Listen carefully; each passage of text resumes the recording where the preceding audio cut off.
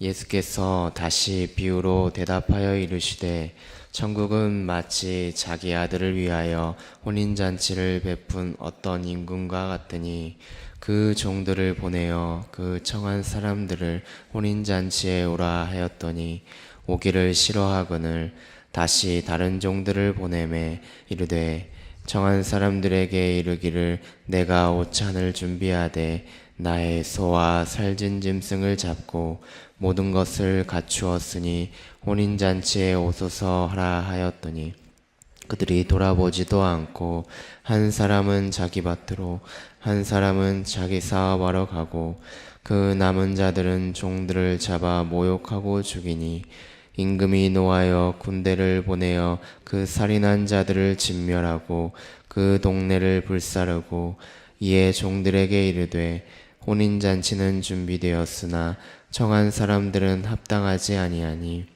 내 거리 길에 가서 사람을 만나는 대로 혼인잔치에 청하여 오라 한데 종들이 길에 나가 악한 자나 선한 자나 만나는 대로 모두 데려오니 혼인잔치에 손님들이 가득한지라 임금이 손님들을 보러 들어올세 거기서 예복을 입지 않은 한 사람을 보고 이르되 친구여 어찌하여 예복을 입지 않고 여기 들어왔느냐 하니 그가 아무 말도 못하거늘 임금이 사원들에게 말하되 그 손발을 묶어 바깥 어두운 데에 던지라 거기서 슬피 울며 이를 갈게 해드리라 하니라.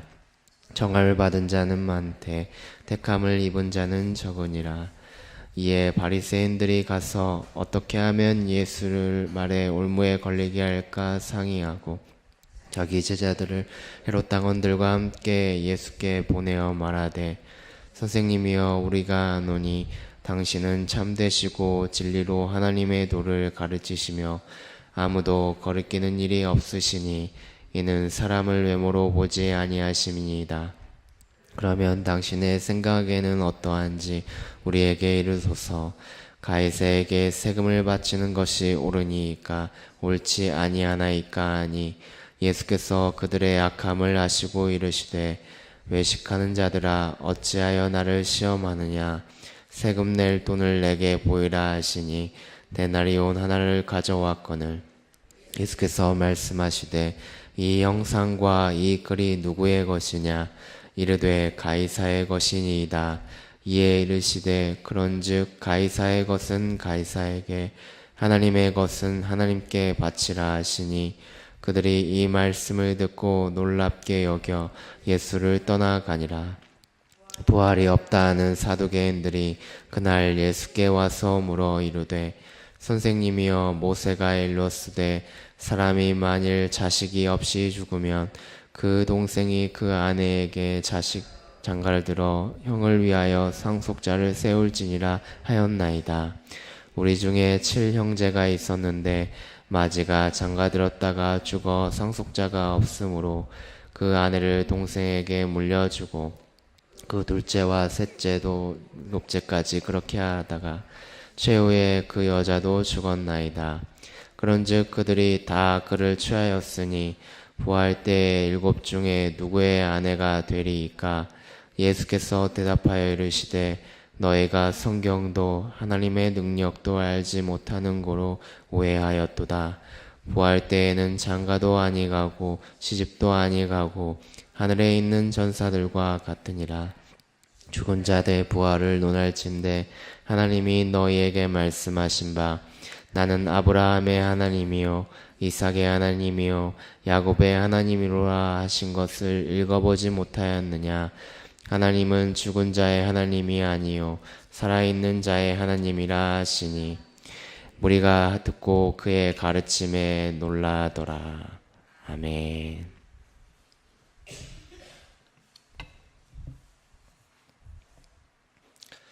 우리가 읽은 마태복음 22장은 예수 그리스도의 구속 사역의 뜻을 이루어가는 메시아적 사역과 또 십자가 고난 당하시기까지 일련의 공생의 사건을 보여주는 연속적인 부분 중에 하나로서 그중 본문에서 시작되는 이 혼인잔치의 비유의 시작은 앞에 두 비유와 연속되는 주제를 이어가고 있음을 보게 됩니다. 예수님은 이렇게 연결되는 비유를 통해서 인간의 그릇된 행위를 지적하시고 진정으로 하나님 나라에 들어가는 구원의 참된 뜻을 우리에게 알려주고 계십니다. 1절부터 14절까지의 이 혼인잔치의 비유는 이 세상의 명예와 또 욕심에만 얽매여서 예수님께서 말씀하시는 이 천국 복음의 가치를 상실하고 또 무시하는 자들의 어리석음에 대해서 예수님이 진리를 깨닫게 해주시는 비유를 통해서 우리에게 알려주고 계십니다. 우리가 이를 통해서 깨달아야 하는 것은 천국의 영광을 위해서 하나님은 이스라엘 모든 시대마다 선지자들을 통해서 초청을 해주셨고 또 그리고 이제 약속한 아들을 보내셔서 죄인을 위해서 죽으시기까지 천국을 위해 깊은 잔치를 베풀고 초청을 하시고 계셨다는 것입니다. 그러나 그리스도의 뜻을 깨닫지 못하고 받아들이지 못하는 자들의 반응에 대해서 오늘 5절 말씀을 보게 되니까 거듭 이렇게 혼인잔치의 초대에도 불구하고 그들이 돌아보지도 않고 또 한 사람은 밭일로 한 사람은 사업을 핑계로 거절했고 심지어 초대장을 전한 종들마저도 모욕하고 죽이는 장면을 우리가 보게 됩니다.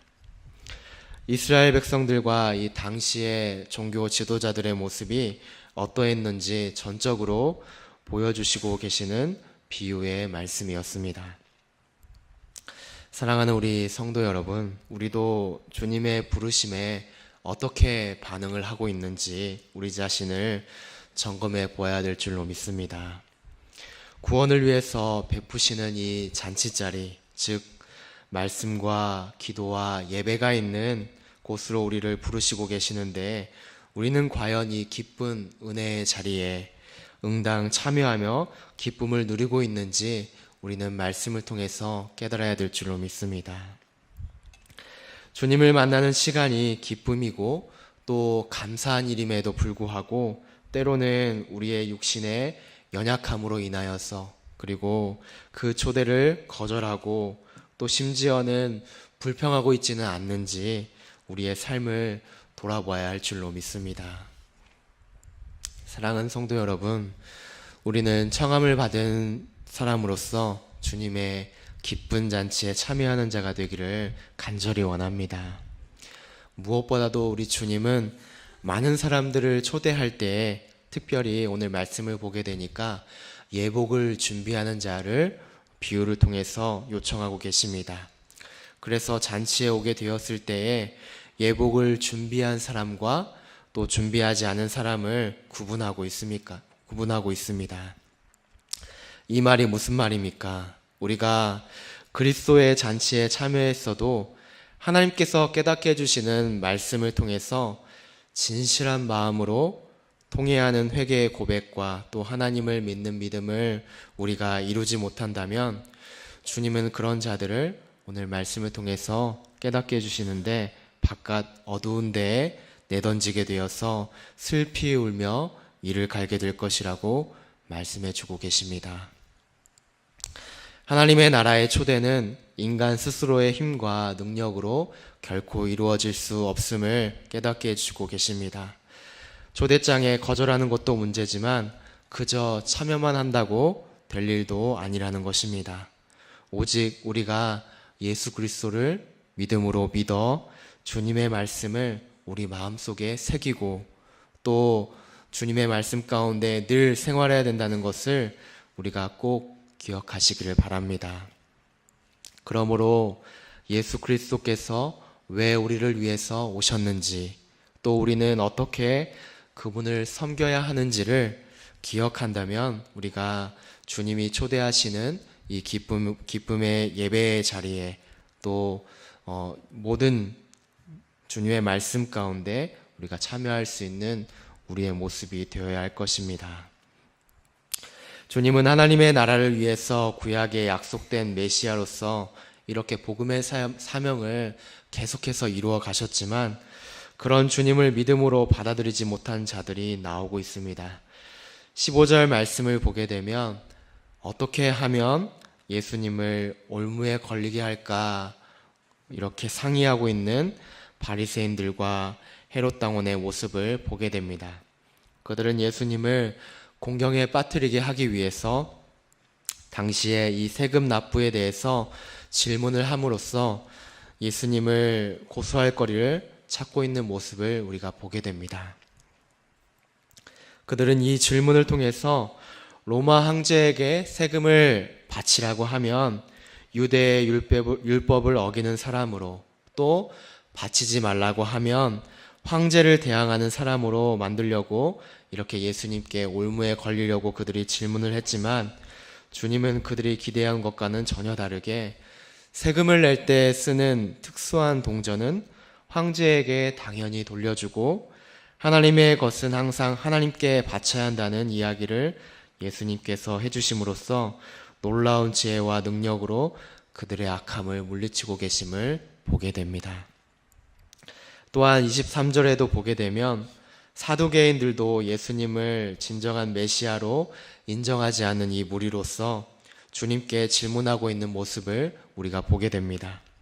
그들은 부활에 대해서 믿지 않는 점을 들어서 형의 가계를 잇기 위해서 동생이 형수와 이렇게 결혼하여서 아이를 낳게 하는 계명을 질문함으로써 부활이 있다면 이 7 형제와 관계를 맺은 이 여인이 과연 누구의 아내가 될 것인지에 대해서 예수님에 대해서 질문하고 있습니다.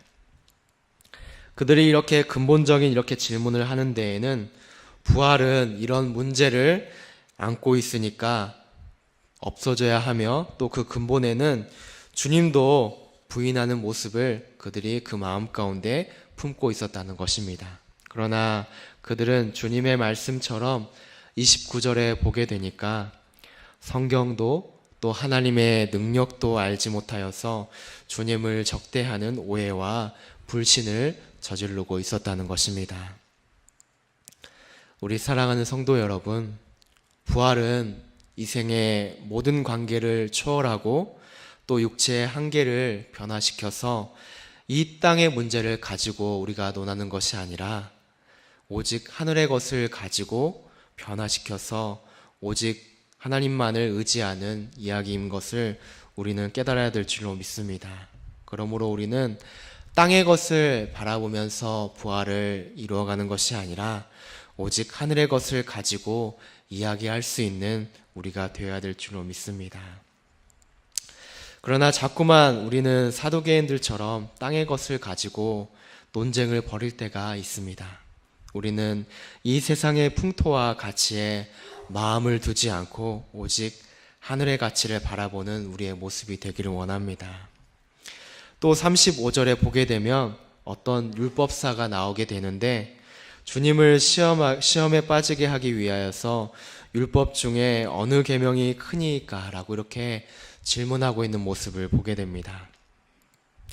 당시에 이 유대인들은 율법을 모두 613개의 조항으로 구분하여서 중요한 것과 덜 중요한 것을 분류할 만큼 그 조항을 지키는 것들이 아주 어려웠던 것을 그들이 살피게 되었습니다. 그래서 그들은 차선책으로서 중요도에 따라서 분류하여서 중요한 조항은 반드시 지키도록 하는 그들의 모습이 있었습니다. 당시에 그들 안에도 이런 여러 가지 논란 가운데 과연 어떤 계명이 제일 중시되어야 하는가를 놓고 율법사들은, 또 그들은, 유대인들은 주님을 이렇게 시험하고 있었다는 것입니다. 그러나 주님은 성경의 모든 율법을 관통하는 이 율법의 근본 정신이 무엇인지를 우리에게 깨닫게 해주고 계셨습니다. 37절과 40절까지의 말씀을 우리가 같이 한번 읽어보기를 원합니다. 37절부터 40까지의 말씀입니다. 시작. 예수께서 이르시되 내 마음을 다하고 목숨을 다하고 뜻을 다하여 주 너의 하나님을 사랑하라 하셨으니 이것이 크고 첫째 되는 계명이요 둘째도 그와 같으니 내 이웃을 내 자신같이 사랑하라 하셨으니 이 두 계명이 온 율법과 선지자의 강령이니라. 아멘. 오늘 37절과 40절 말씀을 통하여서 예수님은 우리 율법에 대해서 무엇보다도 하나님을 사랑하라는 근본 정신과 또 이웃을 사랑하라는 뜻을 깨닫게 하심으로써 진정한 율법의 준수는 하나님과 이웃을 사랑하는 것이 온전한 율법의 순종이라는 것을 우리에게 가르쳐주고 계십니다. 사랑하는 우리 성도 여러분, 예수 그리스도는 우리에게 어떤 분으로 다가오고 계십니까? 진정으로 우리가 주님을 믿고 고백하는 사람들은 주님의 말씀을 따르고 또 주님이 세운 교회를 사랑하며 하나님과 이웃을 사랑하는 사람들임을 우리가 기억해야 될 것입니다. 그러나 주님을 적대시하는 오늘 성경에 나오고 있는 많은 사람들의 모습은 주님을 믿지 못하고 오히려 주님을 믿는 형제와 또 자매를 적대시하고 어떻게 하면 올무에 걸리게 하며 또 교회를 비방할까 하는 자들의 모습임을 우리가 보게 됩니다. 왜 이런 일들이 발생하고 있습니까? 또 우리 안에서도 왜 이런 일들조차도 발생하고 있습니까? 우리의 마음이 성경과 또 하나님의 뜻을 이해하지 못하고 그리스도를 우리의 구원주로 고백하지 못하기 때문인 것입니다. 하늘의 나라를 우리가 사모하는 것이 아니라 오히려 이 땅의 유한한 가치를 바라보면서 그것을 붙들고 살아가고 있기 때문인 것입니다. 사랑하는 우리 성도 여러분, 그리스도가 우리 모든 삶을 주관하시며 또 우리의 주인이 되신다면 믿음으로 우리의 모든 삶이 그리스도를 고백하는 삶이 되었으면 좋겠습니다. 또 우리가 그리스도를 따라가려고 노력하는 삶이 되었으면 좋겠습니다. 우리가 가진 물질도 또 재능도 가정도 모두 다 주님의 뜻 가운데 있음을 우리는 기억해야 될 것입니다. 때로는 우리가 주님을 안다 하면서도 우리의 편협한 사고와 또 지식으로 형제를 비방하거나 또 그리스도를 믿는 믿음을 내세운다는 것은 오히려 우리 자신을 이렇게 종교 지도자들처럼 오류에 빠지게 할 수 있음을 우리는 말씀을 통해서 깨닫게 됩니다.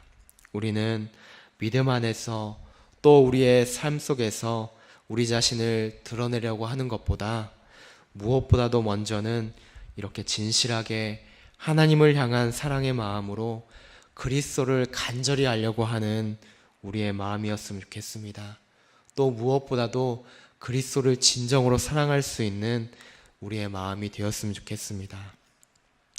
사랑하는 우리 성도 여러분, 이렇게 무엇보다 우리가 말씀과 기도로 충만해지기를 원합니다. 또한 하나님을 향한 사랑의 마음이 동일하게 우리 마음 가운데 그리고 우리의 형제와 자매 가운데 흘러넘쳐서 주님이 원하시는 진실한 주님의 자녀들이 다 되기를 간절히 원하고 바랍니다. 사랑이 많으신 하나님 아버지 감사합니다. 주님의 은혜 가운데 이 시간 이 자리에 나오게 하시고 주님의 귀한 말씀을 통하여서 함께 나누게 하심을 감사합니다.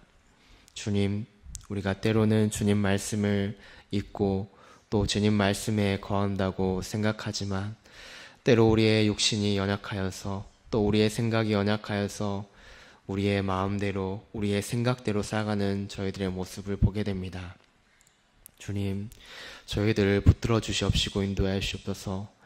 우리가 율법주의자들처럼 또 종교 지도자들처럼 때로는 편협함 사고에 빠지지 않게 도와주시옵시고 오히려 주님의 일을 방해하는 자들이 되지 않도록 주님 저희들을 늘 붙들어 주시옵시고 인도하여 주옵소서. 그러기 위하여서는 우리가 더욱더 주님을 사랑하는 마음으로 또 주님께서 베푸신 이웃들을 사랑하는 마음으로 살아가기를 원합니다. 또 주님이 주시는 말씀 가운데 거하기를 원합니다. 주님 늘 저희들을 붙들어 주시옵시고 하나님 은혜 가운데 주님의 능력 가운데 살아갈 수 있도록 도우시옵시고 붙들어 주시옵소서. 오늘의 삶도 주님께서 붙들어 주시옵시고 주님께서 기쁨과 평안이 넘칠 수 있는 귀한 삶이 될 수 있도록 도우시옵시고 붙들어 주시옵소서. 감사를 드리오며 예수님의 이름으로 기도드립니다. 아멘.